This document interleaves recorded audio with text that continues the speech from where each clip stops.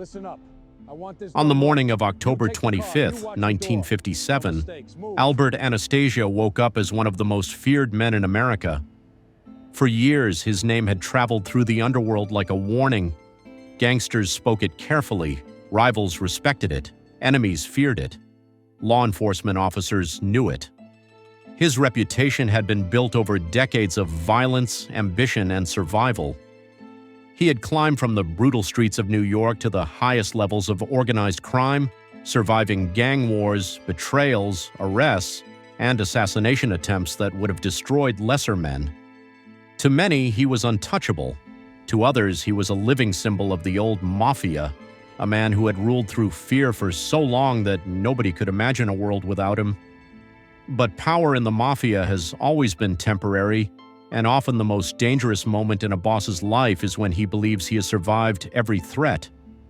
Unknown to Anastasia, while he prepared for another ordinary Friday morning, men across New York were already moving into position. Conversations that had taken place behind closed doors were about to reach their conclusion. Alliances had been formed, decisions had been made. The fate of one of the most powerful crime bosses in America had already been sealed. The city outside looked perfectly normal.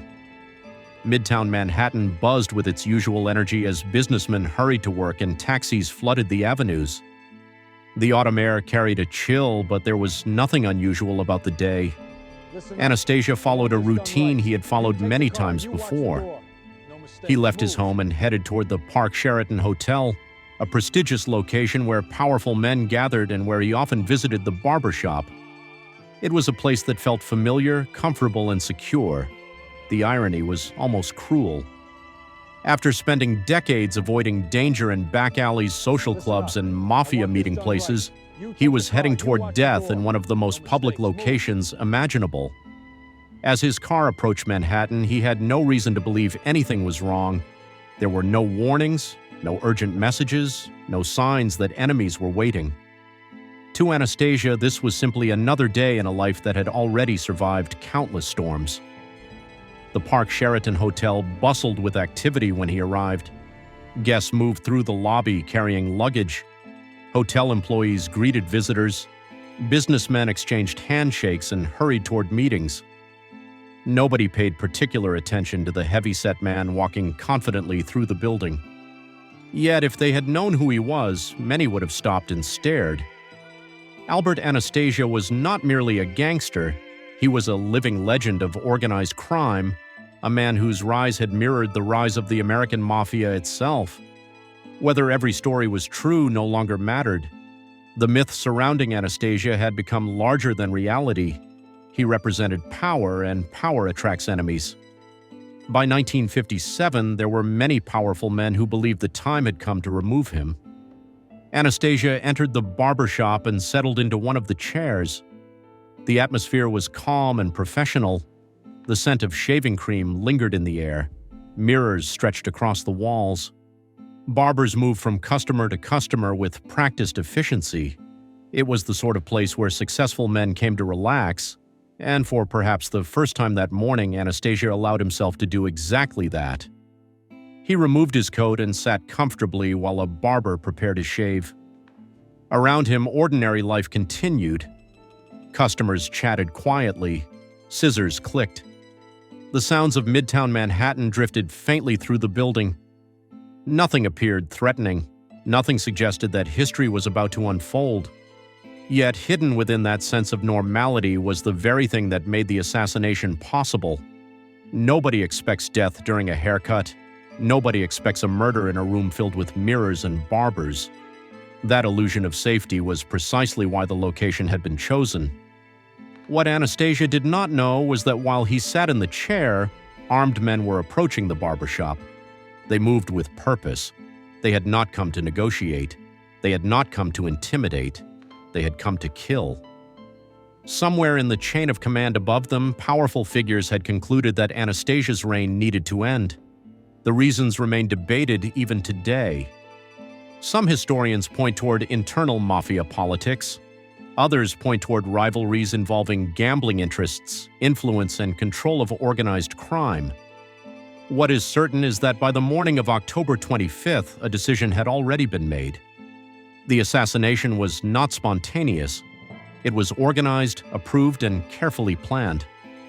The men carrying it out were merely the final step in a process that had begun long before Anastasia walked through the hotel doors. As he sat in the barber chair draped beneath a white barber cloth, Anastasia looked into the large mirror in front of him. The reflection staring back was that of a man who had spent years dominating one of the most dangerous worlds in America. Age had changed him, but not enough to erase the aura that surrounded him. He remained powerful. He remained feared.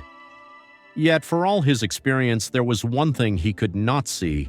He could not see the killers approaching from behind. He could not see the conspiracy that had quietly grown around him. He could not see that the final chapter of his life had already begun. Then, in a matter of seconds, everything changed. The door opened and two men entered the barbershop. Witnesses would later struggle to recall every detail because the attack happened so quickly. One moment the room was ordinary, the next it erupted into chaos. Anastasia noticed movement in the mirror. For a fraction of a second, he saw what was happening before he physically turned. The reflection revealed two armed men advancing toward him. Death arrived through the mirror. Gunfire exploded through the room. The sound was deafening. Customers screamed and dove for cover. Barbers scattered in panic. Glass shattered. Mirrors cracked and burst apart. The peaceful atmosphere that had existed seconds earlier disappeared beneath violence and confusion. The assassins continued firing as they moved toward their target. Every shot carried the weight of a decision made far above them, a decision that would alter the course of Mafia history. Instinct took over. Despite his age and size, Anastasia reacted with surprising speed. Witnesses later described him rising from the chair, attempting to move, attempting to fight, attempting to survive. Some accounts claimed he lunged toward the attackers after seeing them in the mirror. Others suggested he stumbled forward amid the chaos. What is clear is that he did not simply sit helplessly and wait. Albert Anastasia had spent too much of his life fighting to surrender without resistance.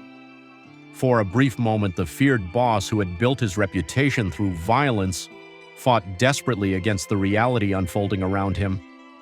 But courage and determination could not overcome the circumstances. The attack had been designed for one purpose, and the men carrying it out had no intention of failing. The gunfire continued. Bullets tore through the barbershop, smashing mirrors and filling the room with smoke and debris. Witnesses crouched behind furniture, terrified that they might become casualties themselves. The attackers maintained their focus. They had come for one man and one man only. Every second increased the certainty of the outcome. The power that Anastasia had accumulated over decades meant nothing now. His influence meant nothing. His reputation meant nothing. In the end, he was simply a man caught in the sights of enemies who had decided his time was over. The realization must have been terrifying. Throughout his career, he had watched countless others fall. He understood better than most how quickly power could disappear. Now he was experiencing that truth firsthand.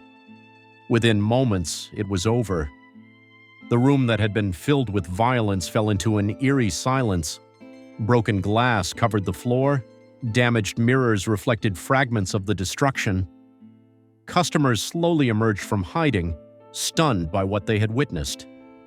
The assassins vanished as quickly as they had arrived, leaving behind one of the most shocking crime scenes in American history. The entire attack had lasted only seconds, yet those seconds would be remembered for generations. Police and emergency responders soon flooded the hotel. Detectives questioned witnesses and examined the scene. Reporters rushed to gather information. Across New York, word spread rapidly. One of the most feared mafia bosses in America had been killed in a barber chair. The assassination sent shockwaves through both the underworld and the public. Newspapers splashed the story across their front pages. Radio broadcasts discussed the murder. Ordinary citizens were fascinated by the dramatic circumstances. The image was impossible to forget. a powerful crime boss staring into a mirror moments before his killers appeared behind him. It sounded like something from a movie, yet it had happened in real life. Within organized crime circles, however, the reaction was different. Many understood immediately that this was not merely a murder, it was a transfer of power, a statement, a declaration that no boss, regardless of reputation, was beyond reach. The killing of Albert Anastasia demonstrated a truth that is echoed throughout Mafia history. The higher a man climbs, the more dangerous his position becomes. Decades later, the Barber chair assassination remains one of the most famous murders ever associated with organized crime.